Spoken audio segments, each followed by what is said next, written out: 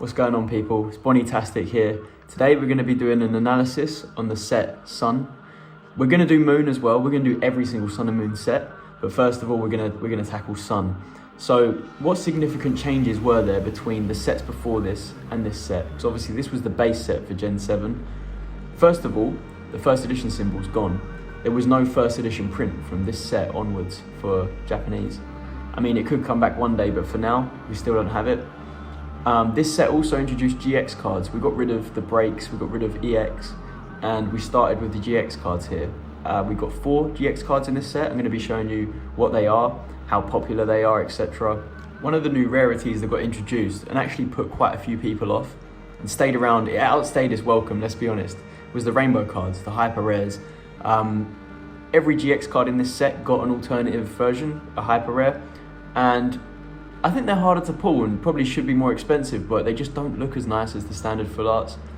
In most cases, some of them do. Certain Pokemon really fit the rainbow colour. You know, if you have like a Sylveon, looks brilliant, you know, with the rainbow colours, but some Pokemon just look plain ugly as hyper rares, and they stayed around till very, very recently in the TCG, so they had quite a big impact. So this set dropped obviously the same day as Moon base, and they both dropped the very end of 2016. In English, they came out in 2017. Another big change is that the boxes for Sun and Moon increased in size. I mean, they went from being these rectangle brick boxes to most of them being these flat square boxes that we still see today. We still get the rectangle boxes, but just not as often. And what happened when they did this is they increased the amount of packs in the box. Instead of 20, we've now got 30. So when you're looking back at the price of, say, XY based Japanese, and then you look at Sun and Moon based Japanese, and you think Sun and Moon's actually catching up. Why is that? It's because you get more out of the product. I mean, you get an extra 10 packs, an extra 5 holos. That's a reason why Sun and Moon is, you know, it's done a decent job actually catching up to XY prices. I also believe it was this generation where the base sets had a clear, okay, this one's better, this one's worse.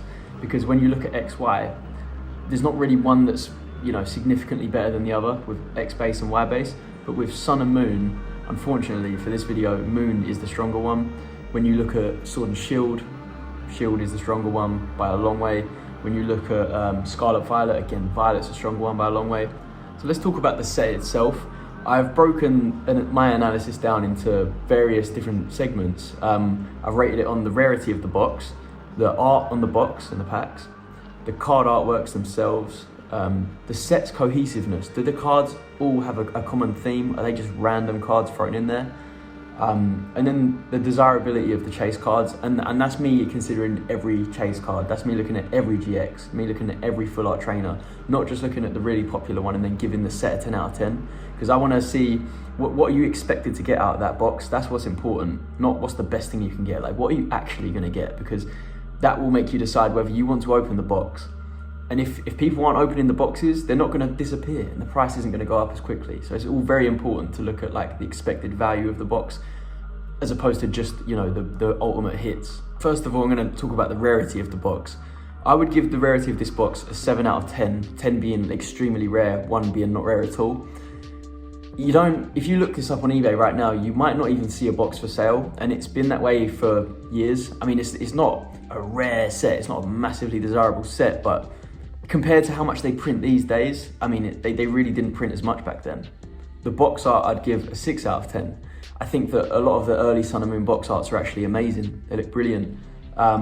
It's just, I'm not the biggest fan of Sol Galeo, however you want to say it.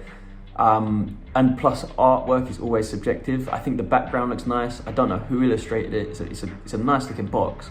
I do think that Sun and Moon base are both a little bit bland. I mean, they could have done with having some more Pokemon in the background, something like that, but not bad at all. Giving it a 6 out of 10. The card artworks. I wouldn't say that this base set has the best artworks, if I'm being honest.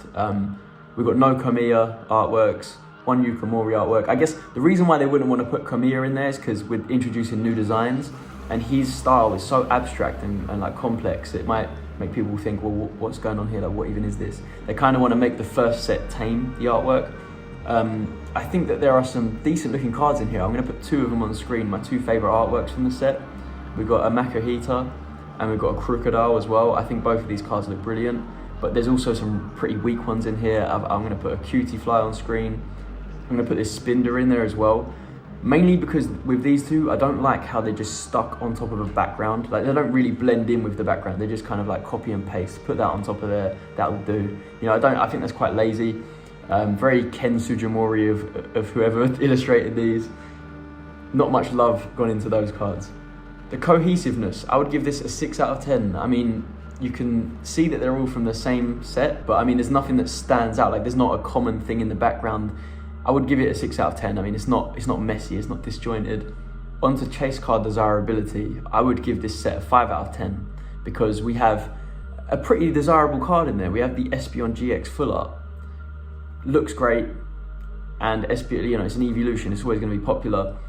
But the other 3 GX cards, I don't think are that special. I mean, we've got Lapras GX, is probably the next best one. We've got Gumshoes GX. I'm not gonna lie, I do not care at all. I mean, I don't think Gumshoes is generally like a popular Pokemon. I don't think that's just like my opinion. Where are the Gumshoes fans at? And then last but not least, we've got the Solgaleo GX.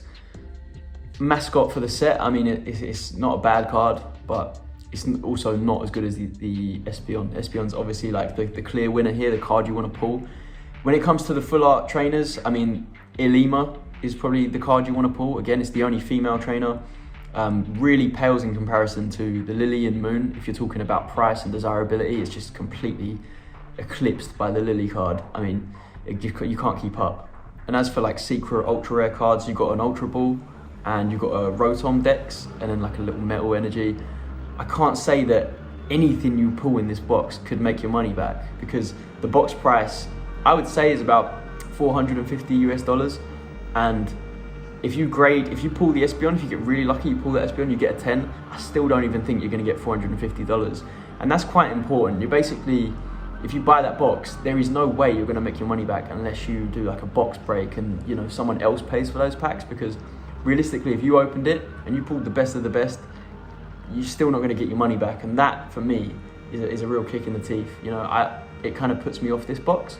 But you know, the box itself is rare, it's desirable. If you're gonna be one of those people that go after a complete booster box set of every Sun and Moon box, you need this box. You know, you can't just skip the base set, like you have to have that. So that is something that's gonna help it over time. You know, it's not that common and people need it for their master sets, so it will be desirable, but just nowhere near to the extent that Moon is.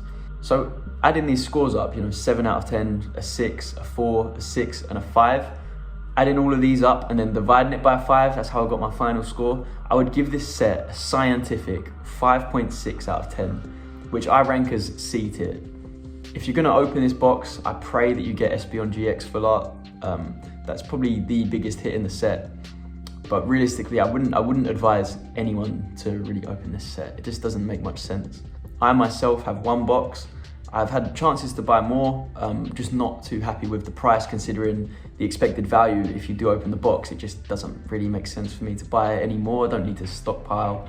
I'm not interested in, you know, having that as an investment. I would rather invest in a different set. You'll see later on in this series when we cover all the other sets, there's sets that just make a lot more sense, sets that are cheaper to buy and have more expensive hits. Thanks for watching this video. If you found it interesting, please leave a like, comment, let me know what set you're excited for me to cover. Would you know, am I being too harsh on this set? Is this set really good? Is it your favorite set? Probably not, it's probably not your favorite set. Yeah, if you think I missed anything out in this analysis, let me know. I always like learning more and more. I won't get pissed off if you tell me something that I didn't know. I wanna know as much as I can about this stuff.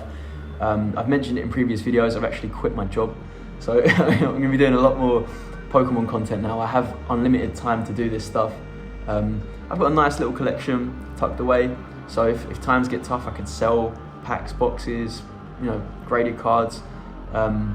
I'm really looking forward to the next few months. I'm gonna give this like a trial. If I can get this YouTube to grow in the next few months, you know, I'll just pursue this.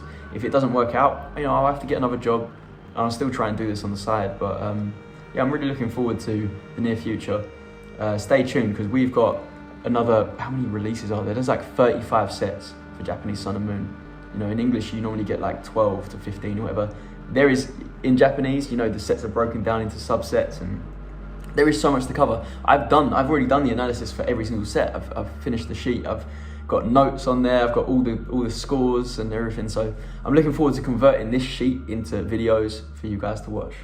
But yeah, thanks for watching. I'll see you guys soon.